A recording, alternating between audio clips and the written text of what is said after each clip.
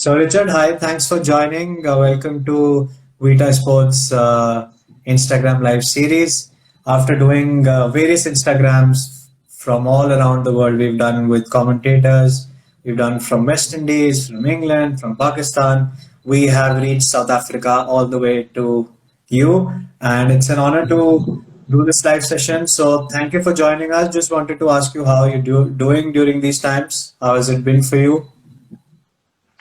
Yeah, all good. Thanks for having me on. Yeah, it's been challenging last few months, I guess, for everyone around the world. Um, back here in South Africa, it seems as if we're hitting a bit of a sort of spike at the moment. The last Yeah. few weeks have been tough. Obviously, with the colder weather as well, it hasn't been ideal from a virus point of view. But overall, we're surviving and trying to make the best of the situation. And what's been quite nice for us of late is that at least we've had the England and West Indies Test match, so a little bit of Yeah. live cricket to keep us going. The Premier League soccer started a few weeks ago, so that was just been quite good just to get the sort of sports back on TV, which is nice. So just before we start the session, I just wanted to start with a quick fire lockdown questions. So first question to you is a new skill you've learned staying at home. Sorry, just repeat that, Aman. I lost you there for a second. A new skill you have learned staying at home. I think the cleaning of my pool has been the best that it's ever looked in recent years. Okay, and what has been the highlight of the lockdown? I think the highlight for me has just been to spend lots of time with my young family. I've got a little 3-year-old, so it's been actually quite nice just to not do anything, just stay at home and look after him and get spend a bit of quality family time. Any movie or series you've seen during this time which you would recommend? I've watched plenty. I think I watched Bad Boys that was on the other day, so that was a pretty good watch. Okay, and other one thing other than cricket you were missing the most during the lockdown. Definitely the football. The English Premier League is back on TV, so that's probably my first love. Probably missed that more than cricket, actually, to be honest. Have you how have you kept the players busy during this lockdown? So yeah, it's been challenging. Obviously, we've done quite a few Zoom calls and just to try and stay connected with all the players. In the recent weeks, if you do follow Eastern's cricket on social media, we've Yeah. done a master chef competition, which has been quite good, where our fitness trainer has been heavily involved in teaching the guys how to cook and how to do their calorie count a little bit better from a nutritional point of view. And now in the last week or so, we've done what we call a Rose Olympic Games, where we've used Olympic Games events and tried to create a bit of a competitive nature within the team, so that they're all competing against each other for points. And we're updating the leaderboard regularly, so that'll finish at the end of this week. Okay, I just want to tell the viewers who have just joined, we are having a really fun, insightful chat with Richard Neves. He's from South Africa. He's the coach of the Eastern's cricket team in South Africa, and I just want to take. I just want Richard, if you could briefly just talk a little about the cricket setup in South Africa, maybe from domestic to international, because we have viewers joining from India, from West Indies, Pakistan, from England, so who actually don't have that much of knowledge about the cricket setup. So if you could just briefly tell us a little about that, please. Okay, so the cricket setup here in South Africa is slightly different to other countries. We've actually got two tiers of first-class cricket in South Africa. So we've got the provincial setup, which is first class and effectively feeds the franchises, which is the main first class competition in South Africa. So we've got 6 franchise teams and we've got 13 provincial teams, of which at least 2 provincial teams feed each franchise depending on their location in the country. And then from franchise cricket, you've obviously got your national academies and your South African A side, which is just below the Proteas men's side. So from a domestic point of view, in the men's game, there's two tiers of first class professional cricket. I just want to ask you, thanks for answering this. I just want to take you back to your early days growing up in South Africa. How did you end up playing cricket? Who inspired you to take up the sport? Yeah, so as I'm sure you've picked up already, football was probably my first love, and played a decent level of football as a youngster as well. But but in terms of cricket, I think when I went to high school, I went to King Edward VII school in Joburg, which is quite a prestigious cricketing school, big cricketing tradition background, international players like Graham Smith, Neil McKenzie, Quinton de Kock is a recent one. So there's a big tradition of playing cricket at the school. When I first got there, our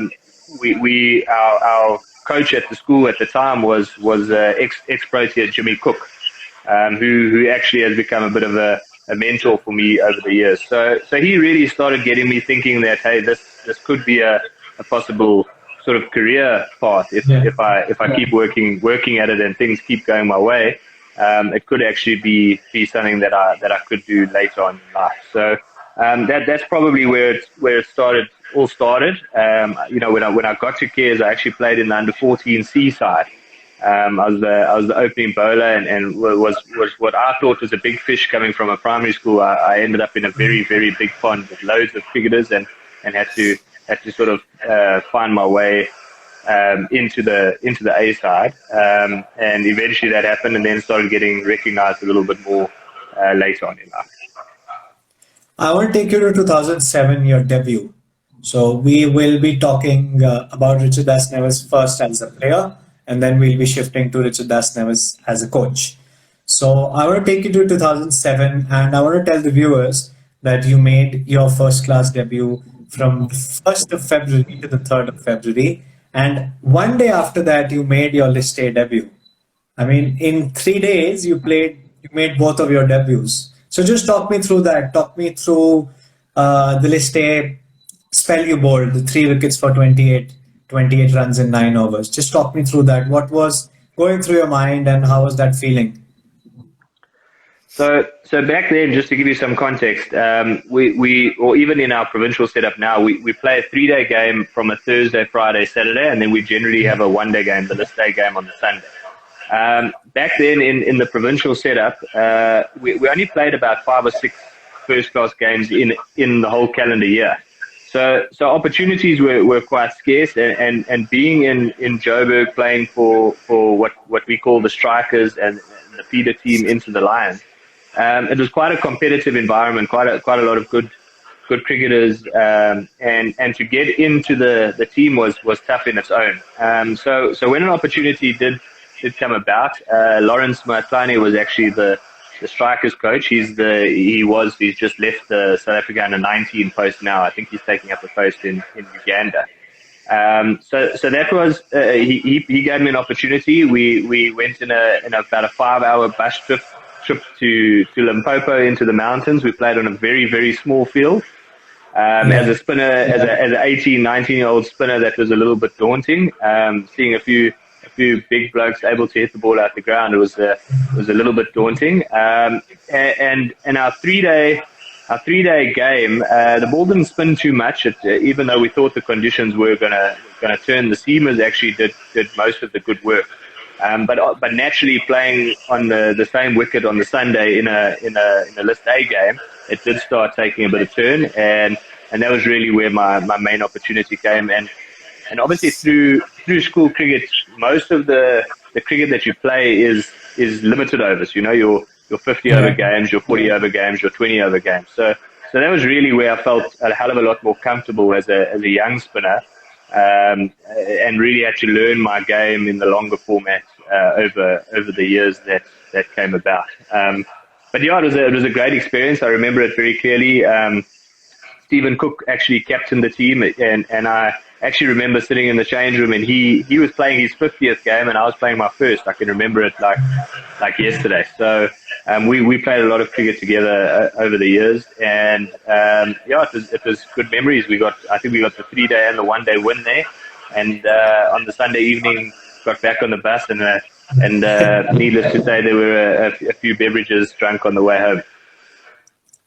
Okay, I want to tell the viewers that you've also captained the T20 side of Gauteng, and you had the likes of Quinton de Kock, T. Bavuma, and Fangiso, who are international cricketers right now.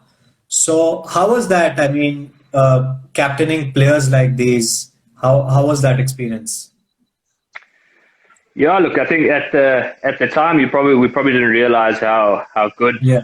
somebody like Quinton de Kock would end up becoming, or Temba. They were very young coming into our side. I mean, I remember Grant Morgan was the coach, and when I captained the team, we discussed for quite a lengthy period about picking a then 16-year-old Quinton de Kock. We picked him to play first class cricket when he was still at school. So, but yeah, looking back on it, you don't think that these guys are going to become household names. You just try and nurture them and see, focus in on the game at hand. And I remember in our first season, I shared it was over 200 run partnership with Quinny, who was 16, 17 at the time. We were playing against Northwest, he had a star-studded lineup: Chris Morris, Craig Alexander, Cliffy Deacon, guys who'd all played a hell of a lot of first-class cricket or franchise cricket. And he smashed 150 in no time as a 17-year-old, and that's when you start realizing, this guy's actually got a serious future ahead of him. He was just way ahead of everyone else, and Temba as well. Temba coming into the team, obviously small in stature, but he had a massive presence about him, and an authority sort of figure about him. And I guess looking back, you can always say these guys were destined to be big players. I want to talk. What would the highlight be of your playing career? I think the highlight, it's difficult to pinpoint one thing. I think I played in a lot of successful teams who won a lot of trophies. I think back to even university days, playing for the University of Johannesburg. We won pretty much everything that was on offer. Those are real nice memories to have. We won 3 national club champs in a row, and endless amount of league after league.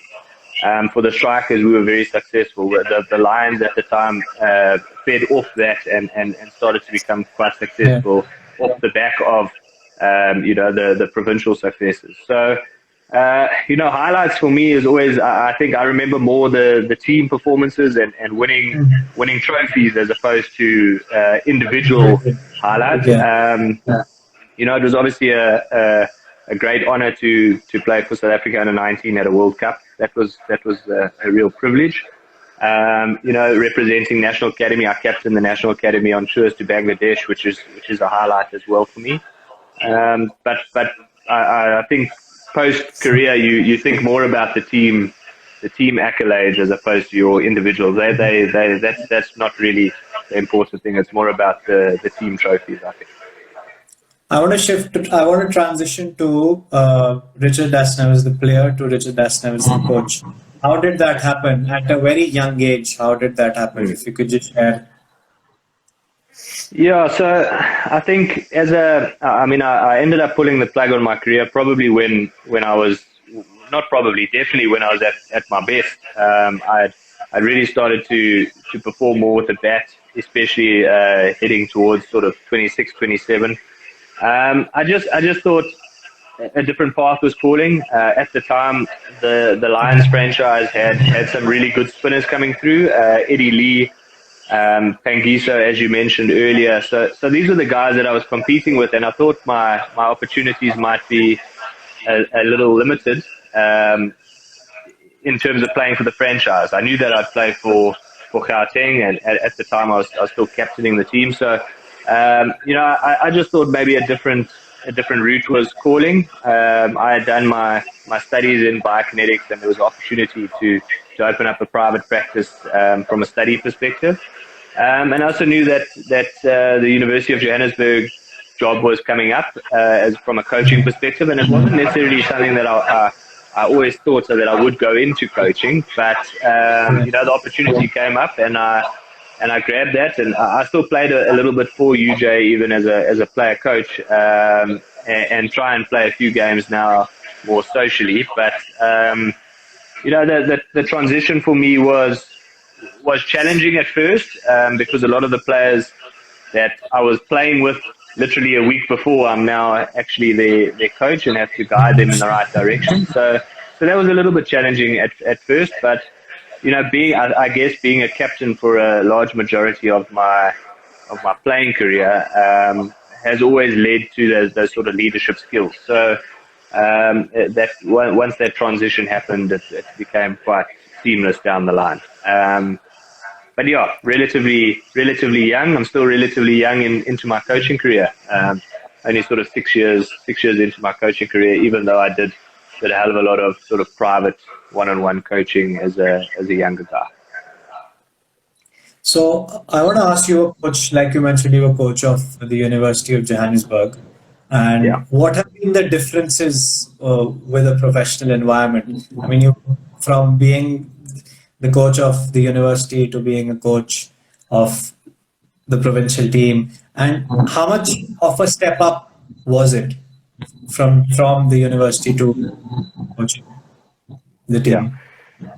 So I think the way I like to run the teams and the way I like to work with the teams is always try and get the team to punch above their weight.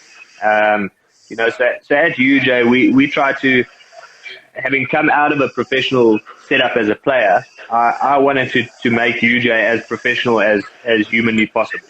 Yeah. I wanted to actually compete on a provincial level, even though we were university level. And I guess the challenges with that came that at university level you've got sort of three tiers of player. You've got your player that wants to become a professional cricketer.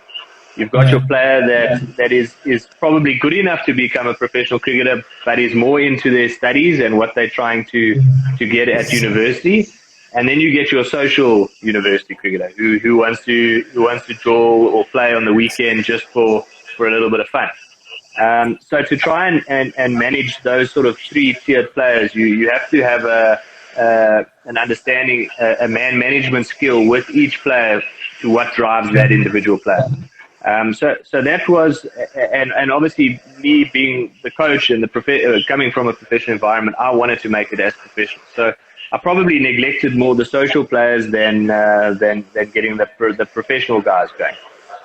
So just really try to push those boundaries and try and make it as professional as the resources allowed. Yeah. But with that, obviously comes a lot of challenges at university level.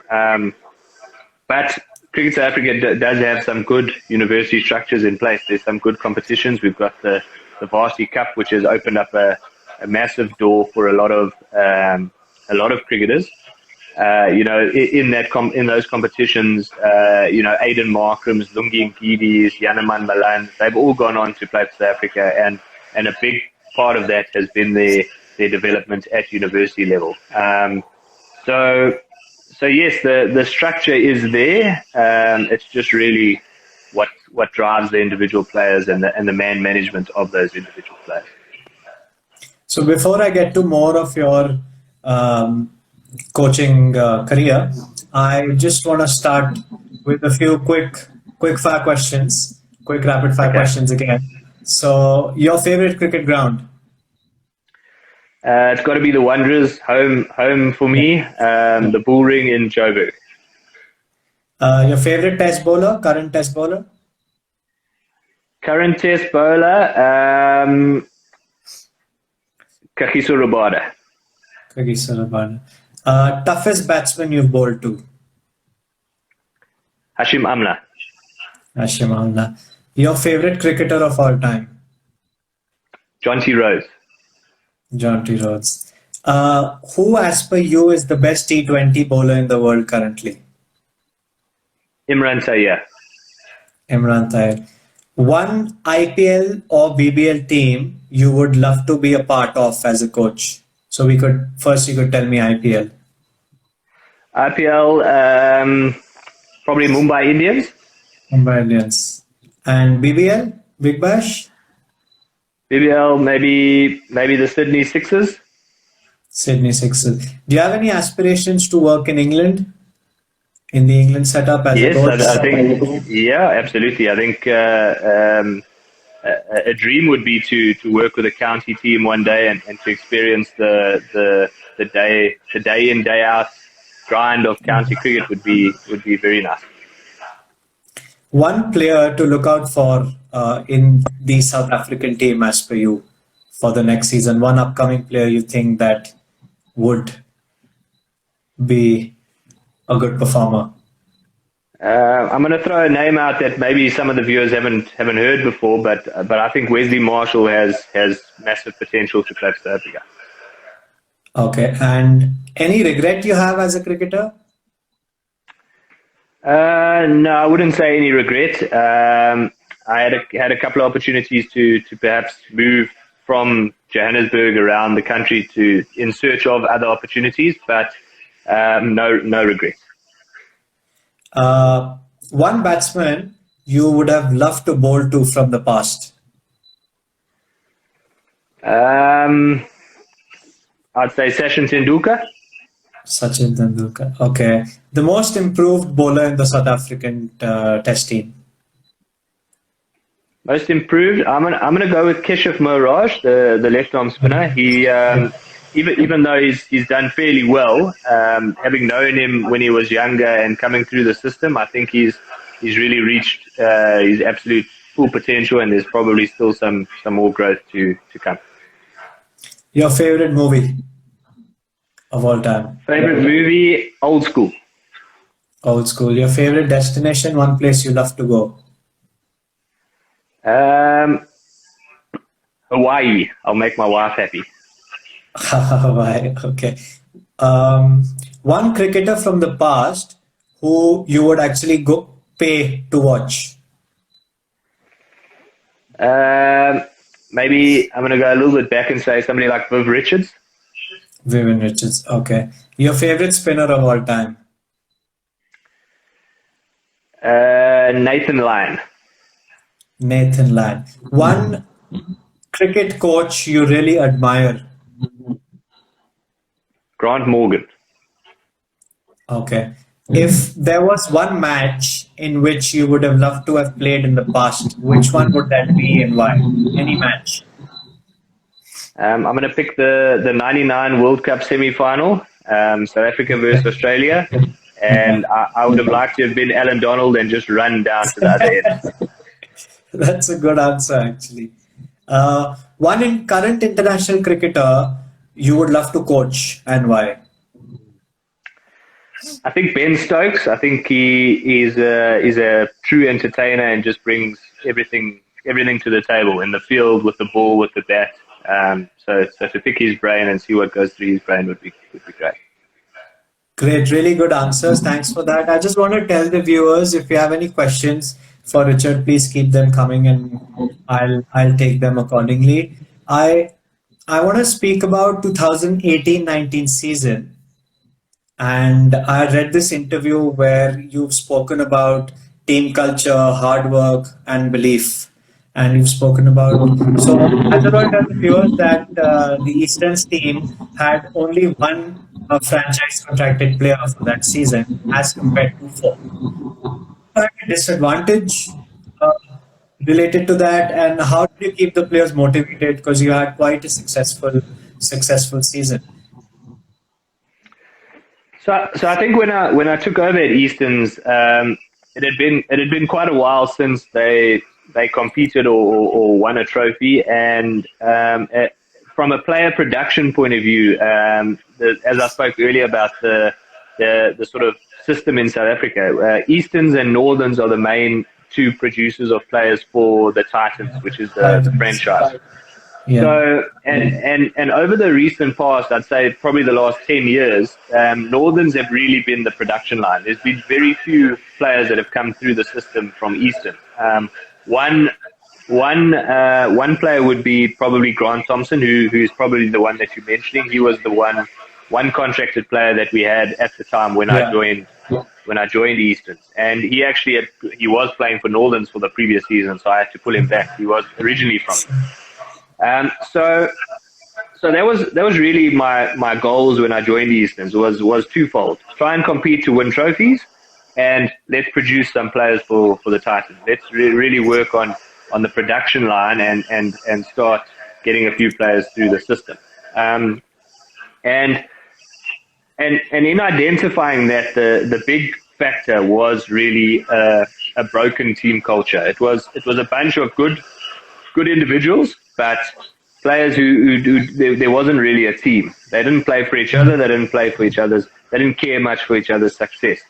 So that was really where we started, and having identified that, that's where we started, and we try to push. Let's sort the stuff out off the field, and the rest will take care of itself. I never really doubted the skill. Yes, there were technical aspects and tactical things that needed to come into play as well, and players needed to improve on certain aspects. But the main thing was the team culture, the team environment, and just instilling a bit of a belief in the change room. I believe you get teams that know how to win, and teams that know how to lose. So at the time, we were probably a team that used to get fairly close and maybe compete decently on a day, but didn't really know how to get over the line. And I think back to this last season now, sort of 18 months later, when we did lose, it was almost as if, well, how did that happen?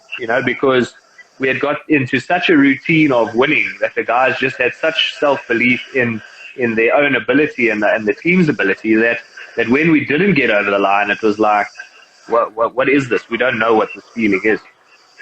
So that was really the main factor into trying to instill belief. Yes, we had to change one or two things, and we had to change the balance of the team slightly. It was a little bit unbalanced. So yes, there were cricketing aspects as well, but the main factor was really just driving a team culture and creating a sort of family away from home. I believe you've got your family at home, and then when you go to work, you've got another family. You've got to care and put some love and effort into that family for it to work. So that was really our driving force over that season, and the rewards have really happened now over the last 12 months because of the work that we put in 24 months ago. And you have recently joined Vitae Sports. And what was your thought process behind that? And how has the relationship been with the company, with Darren so far? Yeah, it's been excellent. I started speaking to him a couple of months ago, and just thought in terms of outside of South Africa to have somebody who can create a platform for me outside of the country. I think having not as a player, I didn't play for South Africa, and that's obviously what gets you international exposure. And from a coaching perspective, I think I'm fairly well known in South Africa around cricketing circles, but outside of the border, perhaps not as much. So that was really my dealings in trying to get to know Darren and get to know the company, and the dealings have been absolutely fantastic over the last couple of months. So I'm very, very happy with the decision. We are getting a few questions, so I'll just take that. We've got a question from Manish from Switzerland. He says, "Do you believe Jack Callis gets enough praise as a Test cricketer? His batting, bowling, and catching has never got the recognition it deserves. He has an amazing fourth innings average. What do you think about that?"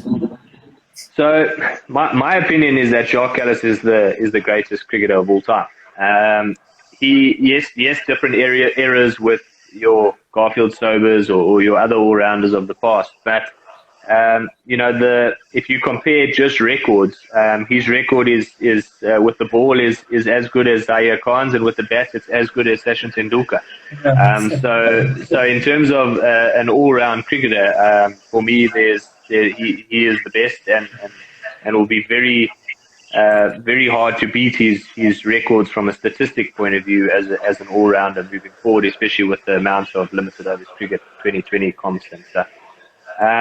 So I think he does get a lot of recognition, certainly in South Africa. If you speak to cricketing people, you ask who the best cricketer is, and generally his name will come out of their mouths. Around the world, perhaps I'm not too sure. But yeah, I don't think there can be enough said of the great man in terms of his performances on the field. He's second to none. I want to tell the viewers who don't know, and I want to congratulate you also because you recently, well, you were named the Cricket South Africa's Provincial Coach of the Year. How was that feeling? And does that come with added pressure now that you've been rated as the best provincial coach in the country?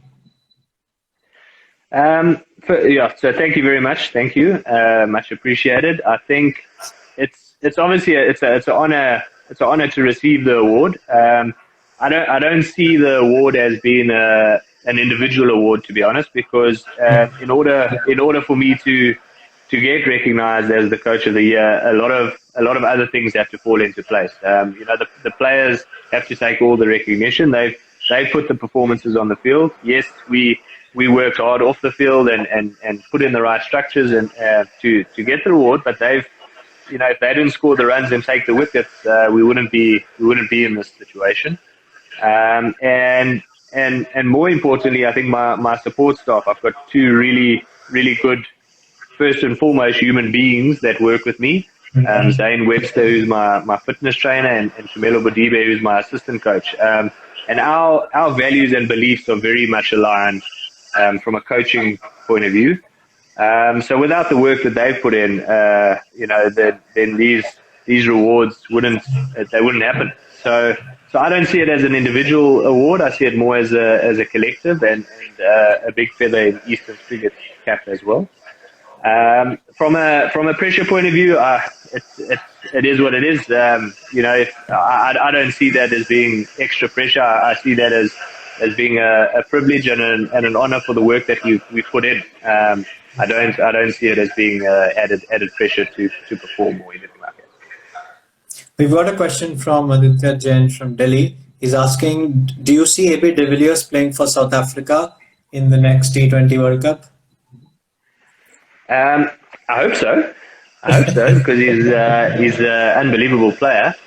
I do actually probably see that it could happen, especially with the circumstances that have happened in terms of lockdown and the limited amount of cricket that there's been over a period of time. But I guess it depends whether he's hungry enough, whether he's fit enough, and if he fits into what the balance of the team is and what the need of the team is. If those all align, then yeah, I think potentially he could be a part of it. I'm not too sure when that World Cup's even going to happen. Is it going to happen at the end of this year? Is it going to happen next year? Who knows? So I guess there's a lot of things that have to fall into play. But somebody with his talent and record and ability is certainly going to add to the performances of the team. You would think.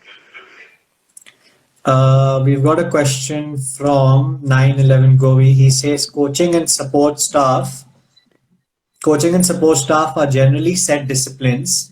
What left field discipline would you like in as part of your staff? It's an interesting question there from Craig. I'm always trying to think out of the box, Gabby.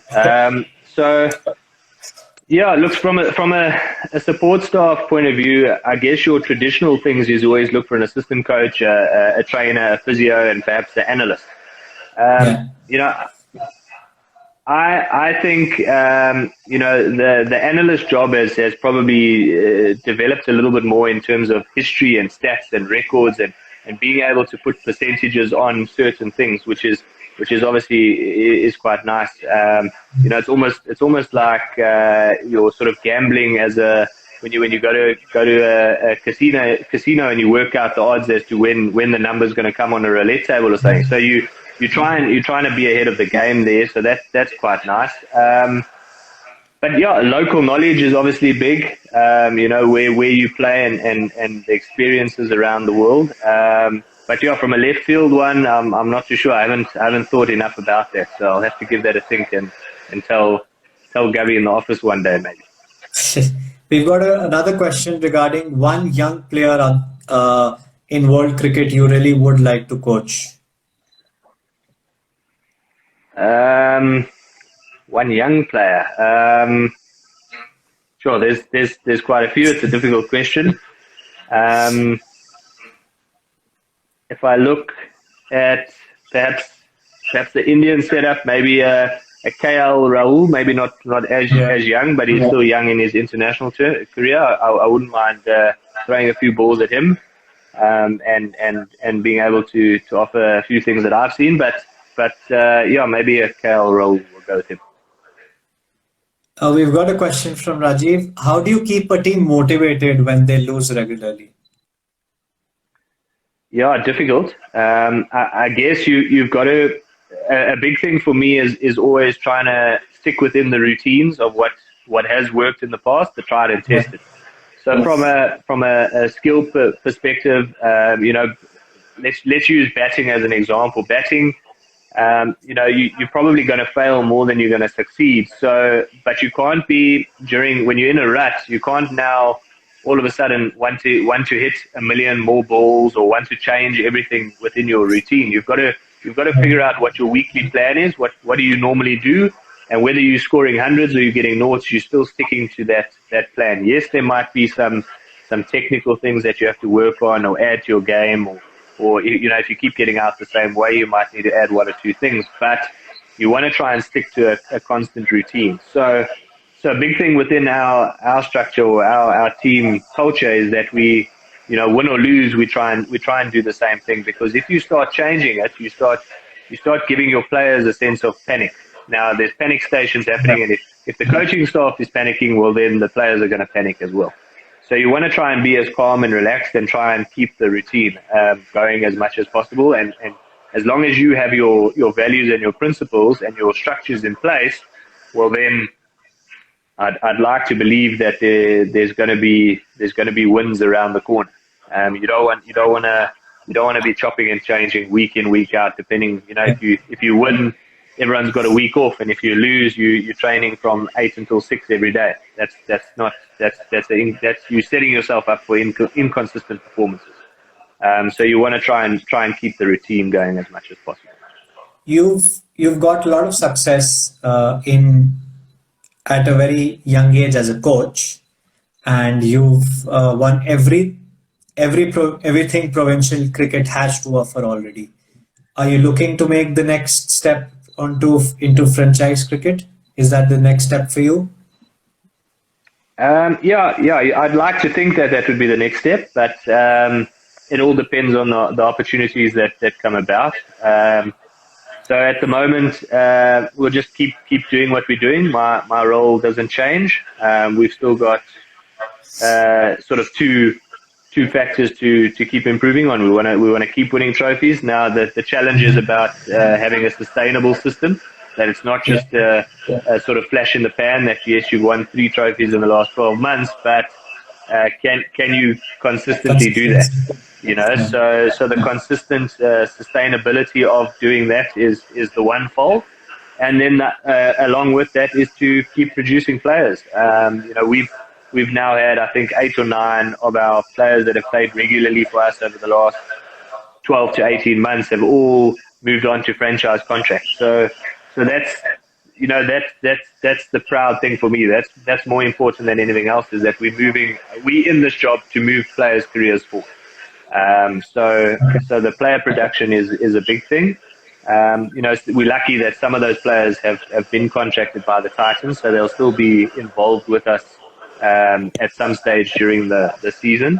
But there's also players that have moved on to other franchises, which is good. If that allows the opportunity for them to potentially play for South Africa, which is the ultimate dream for all players. So But yes, if a franchise opportunity does come about, if it's the right time, then for sure I'll be looking.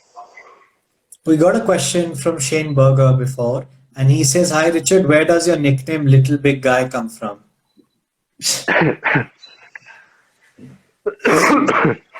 Excuse me.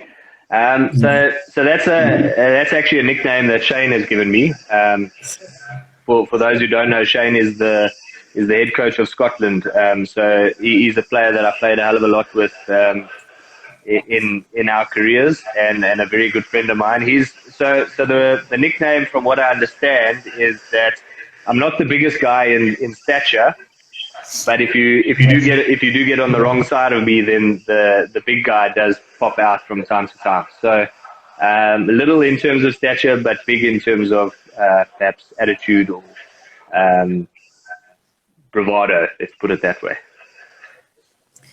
Let's take another one. We've got a question from Ali. It says, how does a coach train a talent like AB de Villiers or Virender Sehwag?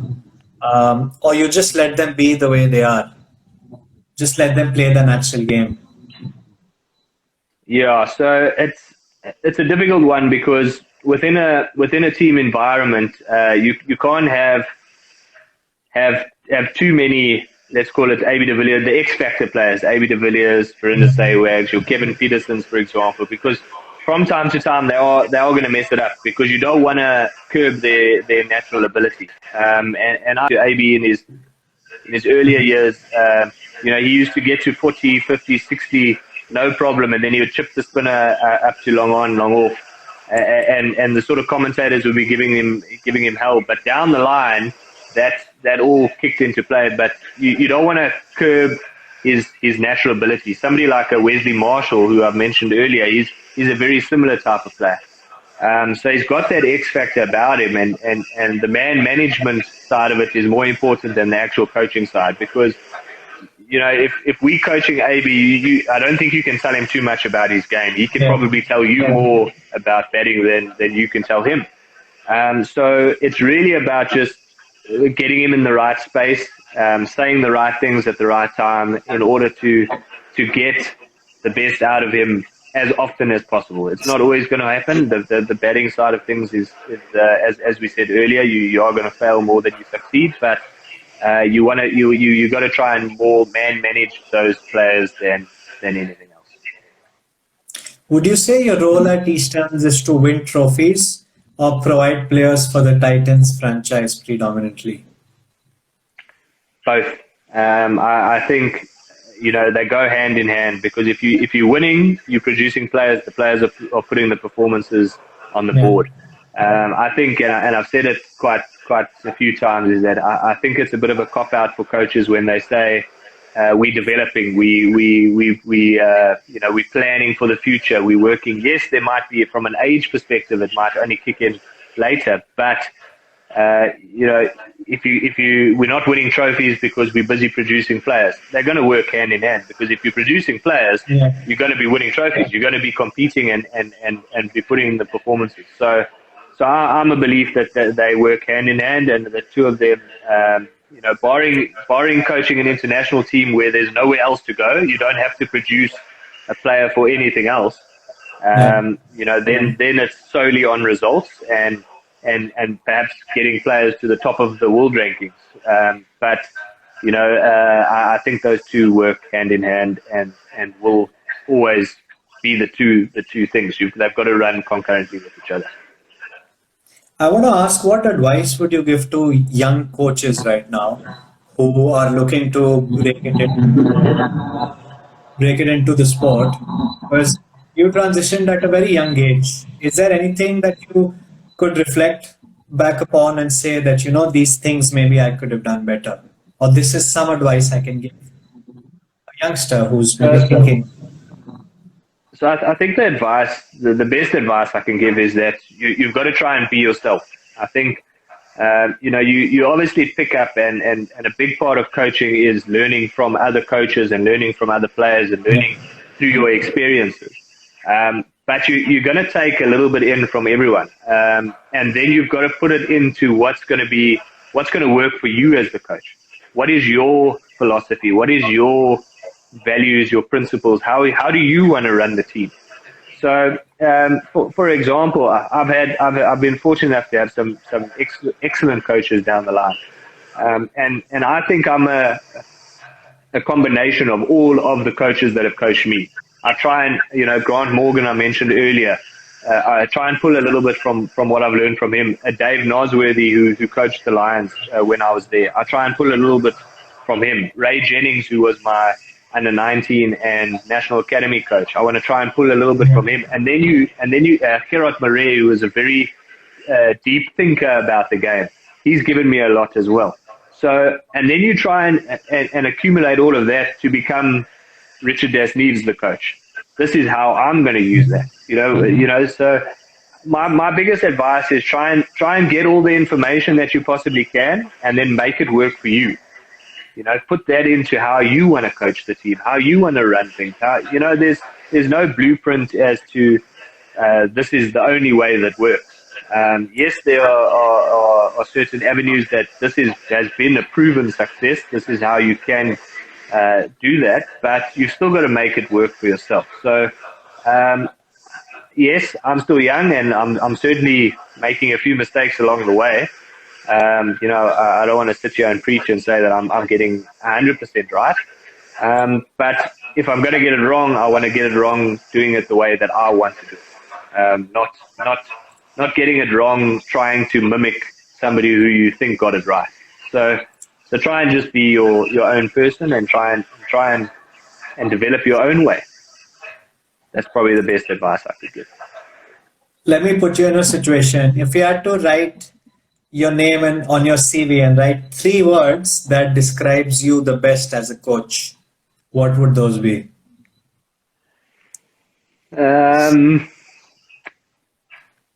I'll say work ethic. I'm going to count that as one word. Work ethic, passion, and I'd probably say culture.